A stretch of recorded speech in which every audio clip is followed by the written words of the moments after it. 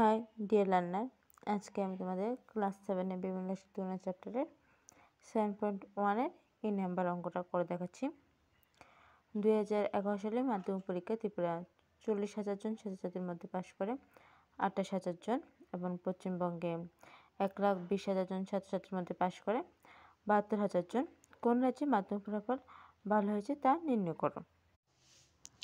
কোন রাজ্যে মাধ্যমিক ফলাফল ভালো হয়েছে তা নির্ণয় করতে হলে আমাদের 100 জনের মধ্যে কতজন পাশ করেছে তা নির্ণয় করতে হবে। প্রথমে ত্রিপুরাটা নির্ণয় করব, তারপরে পশ্চিমবঙ্গেরটা নির্ণয় করব। ত্রিপুরাতে 100 জনের মধ্যে কতজন পাশ করে তা বার করতে হলে মোট পাশ করা ছাত্রছাত্রী বাই মোট পরীক্ষা দেওয়া ছাত্রছাত্রী ইন্টু 100 করলে বার হবে। এখন আমি তোমাদের করে দেখাচ্ছি। ত্রিপুরাতে পাশ করে 28,000 জন আর পরীক্ষা দিয়ে 40,000 জন। এখানে বাঘটা আমি করে দেখাচ্ছি। এখানে একটা, দুইটা, তিনটে শূন্য কাটা, উপরে তিনটে শূন্য কাটা, এখানে একটা শূন্য কাটা, এখানে একটা শূন্য কাটা। 4 নামতে 28 আছে, 4 সাথে 28, 7 10 70। ত্রিপুরাতে পাশের শতাংশ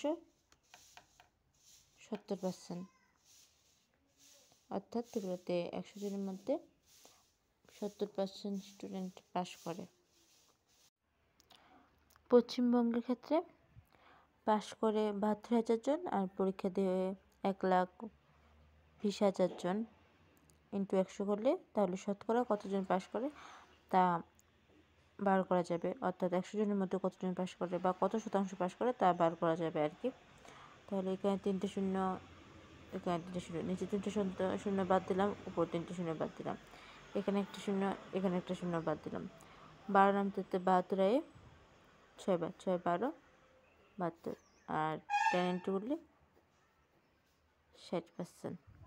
এখান থেকে বোঝা যায় যে ত্রিপুরার পাশের হার ভালো হয়েছে। তাহলে আমরা বলতে পারি যে ত্রিপুরার পরীক্ষার ফলাফল ভালো হয়েছে।